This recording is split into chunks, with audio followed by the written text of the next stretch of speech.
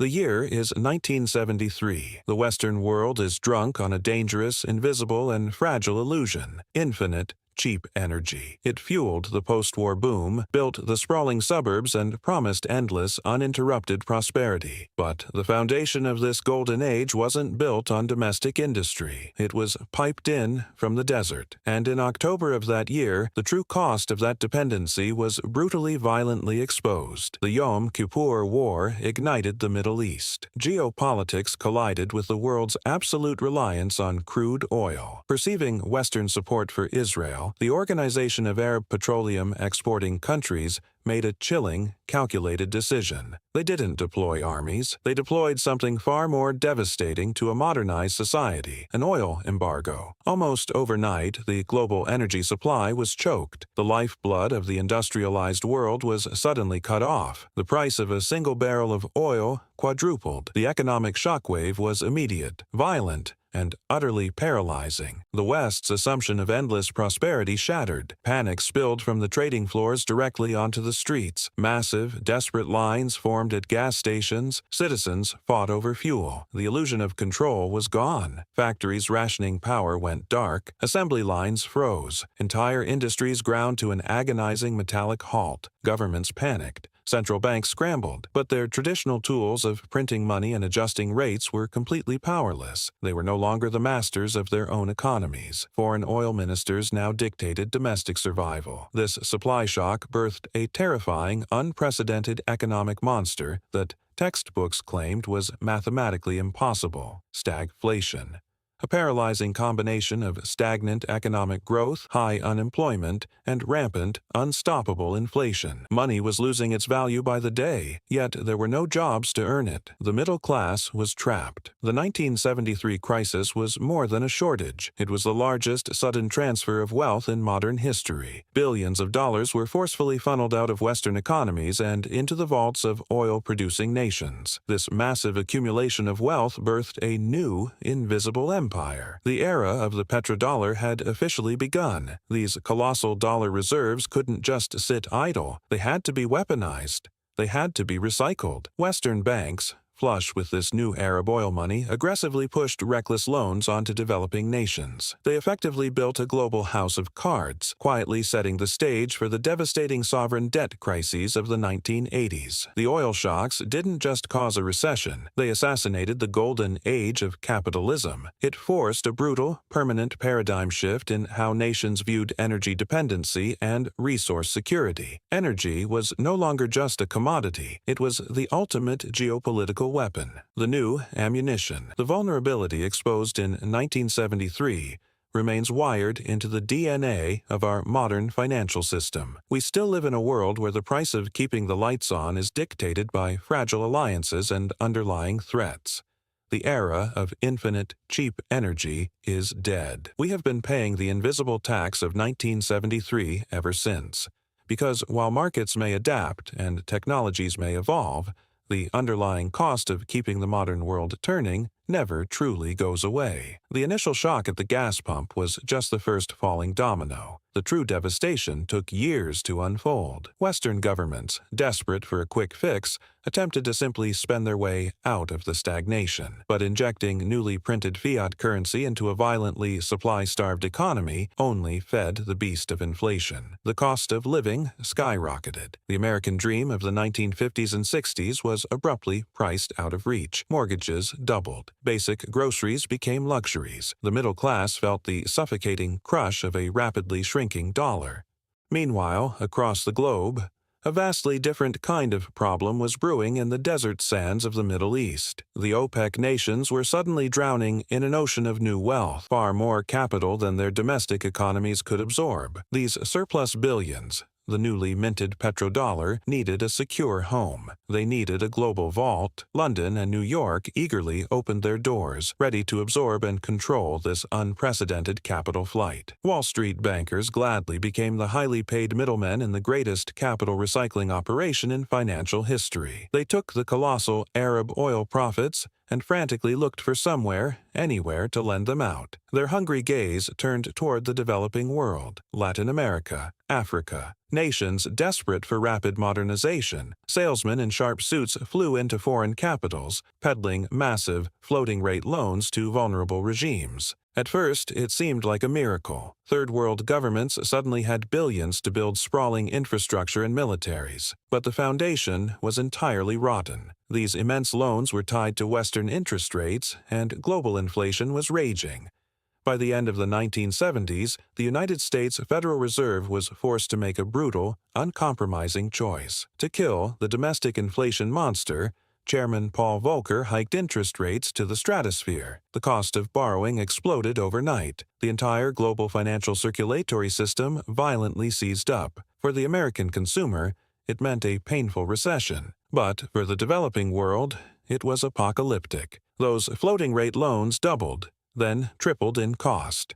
The petrodollar debt trap snapped violently shut. Countries like Mexico, Brazil, and Argentina suddenly found themselves completely unable to service their debts. Sovereign defaults rippled across the globe. Entire national economies were pushed to the absolute brink of collapse. The petrodollar recycling loop had successfully mutated into a catastrophic third-world debt crisis. A lost decade of growth, brutal austerity, and poverty plagued Latin America, all born from the 1973 oil shock. The wealth transfer was now complete. The Global South was essentially enslaved by debt owed to Western banks, and those very banks had secured their capital from the oil sheikhs who triggered the crisis in the first place. It was a masterclass in modern financial engineering. The risk was outsourced, and the immense profit was privatized. The 1970s brutally proved that whoever controls the flow of energy inherently controls the value of the currency, and whoever controls the currency holds the ultimate power to dictate the destiny of sovereign nations. The old gold standard was dead and buried. The new oil standard had taken its throne, ruling with an invisible iron fist. If you're still watching, please hit the like button and subscribe to the channel. This isn't just a simple request for engagement. It shows me that we are truly connecting, that my efforts aren't wasted, and it allows me to bring you the valuable knowledge I want to share much faster. Thank you for the support. The industrial heartland of the West began to rot. Main Street was ruthlessly sacrificed to save Wall Street. Wealth generation fundamentally shifted. It was no longer about manufacturing physical goods. It was about managing paper money. The financialization of the global economy was born directly from the burning ashes of the 1973 oil shock. Paper wealth exploded, completely untethered from the physical reality of human labor, industrial production, and tangible assets. But the physical reality of energy dependency remained, and the West vowed to never be choked again. In 1980, the United States established the Carter Doctrine, a chilling new pillar of modern foreign policy. It declared that any threat to the Persian Gulf oil supply was a direct threat to American national security. The military-industrial complex found its new perpetual mandate. The global oil supply had to be defended at all costs. The United States military effectively became the publicly funded private security force for the global energy market. A new era of endless intervention began. The Middle East was transformed into a permanent, violent chessboard. Trillions of dollars and countless lives would be spent over the next 50 years enforcing this ironclad doctrine. The cost of cheap gas was now heavily subsidized by blood, proxy wars, and massively inflated defense budgets. Back home, the psychological scar of the gas lines permanently rewired the collective mind of the consumer. The illusion of infinite abundance was shattered. A deep, lingering economic anxiety became the new permanent normal. To mask this anxiety, the financial system violently expanded credit. If wages wouldn't grow, debt would have to. The middle class maintained their lifestyle not through rising prosperity, but by borrowing heavily against their own future. The petrodollar system required constant, exponential growth just to keep the entire mechanism from collapsing inward on itself. Central banks became the hostage negotiators of a global system addicted to cheap credit and cheap energy. Whenever the system cracked, They printed more paper to hastily cover the gaping, structural wounds of the economy. But printing paper does not create energy. It only creates a larger, more devastating illusion of total control. The 1973 crisis violently proved that paper wealth is meaningless when the physical gears of civilization stop turning. Yet, instead of learning the lesson,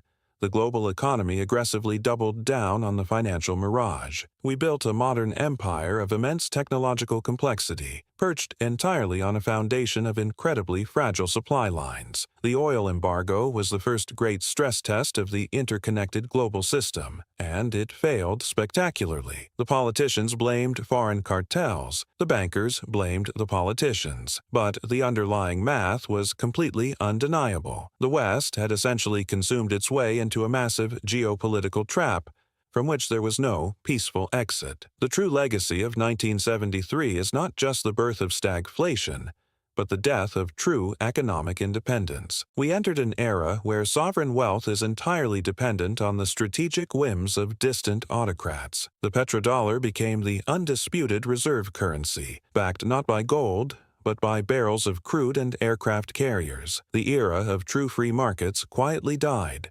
replaced by a highly managed, militarized global monopoly on power. The 1980s sovereign debt crisis wasn't a temporary glitch in the matrix. It was a mathematically guaranteed feature of the new system. The developing world was structurally strip-mined to feed the insatiable appetite of Western inflation and Middle Eastern surpluses. Entire nations were essentially placed into receivership by international monetary funds, enforcing brutal, uncompromising domestic austerity. Public infrastructure was violently liquidated just to pay off the interest on toxic, floating-rate loans that had doubled in the dark. It was a modern, sophisticated form of financial colonialism, executed not with marching armies, but with complex interest rate swaps. And while the global South bled, Western equity markets eventually found their footing, building an empire on this mountain of debt. The financialization of the 1980s unleashed an era of unprecedented corporate greed and explosive,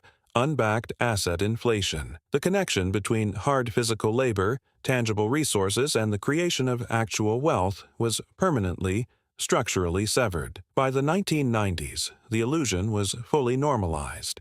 The world willingly forgot the agonizing, terrifying lessons of the gas lines. The system became dangerously dependent on complex derivatives, hiding the immense underlying physical risk in mathematical shadows. Because true value cannot be printed on a central bank ledger. It must be extracted, refined, and burned to keep the machine alive. We built a staggering, hyper-connected digital utopia on a crumbling, highly combustible foundation of finite carbon. Today, the petrodollar hegemony faces its greatest existential threat since its violent, chaotic birth in 1973. Rival superpowers, bruised by decades of dollar dominance, are quietly building alternative financial architectures in the dark. The massive, unpayable mountain of global sovereign debt now far exceeds the total economic output of human civilization. Central banks are trapped in an inescapable paradox, forced to choose between total currency collapse or a systemic, crushing depression. The brutal tools that saved the system in the 1970s, raising rates to the stratosphere, would instantly vaporize today's heavily leveraged markets. We are flying a severely damaged airplane, rapidly running out of fuel, while fighting ruthlessly over who holds the controls. The ghost of 1973 still haunts every trading desk, every geopolitical conflict, and every massive, sudden spike at the pump. Inflation is not a mysterious, unpredictable force of nature. It is the deliberate, structural cost of delaying the inevitable. It is the silent, deeply regressive tax levied on the working class to perpetually bail out a broken, dying energy paradigm. The modern economy is a hostage to geography, desperately pretending that financial technology can permanently overwrite physical reality. But the Earth does not negotiate. The harsh physics of energy extraction do not care about central bank monetary policy. The era of infinite, cheap energy built the modern world. Its death will ultimately force a brutal, chaotic redesign of civilization. The massive wealth transfer of the 1970s was merely the opening act of a much longer, much darker historical play, as supply chains fracture and multipolar conflicts erupt over resources. The terrifying fragility of the system is exposed once again. The shockwaves of 1973 never truly dissipated. They were simply absorbed, repackaged, and hidden deep within the financial system. We have spent half a century borrowing heavily against an increasingly volatile future, refusing to pay the true physical cost. The bill is finally coming due. And this time, there is no massive global reservoir of cheap capital left to tap. The ultimate price of the 1973 oil crisis wasn't just higher inflation, it was the absolute irreversible loss of reality. History repeats, not because it has to, but because people forget.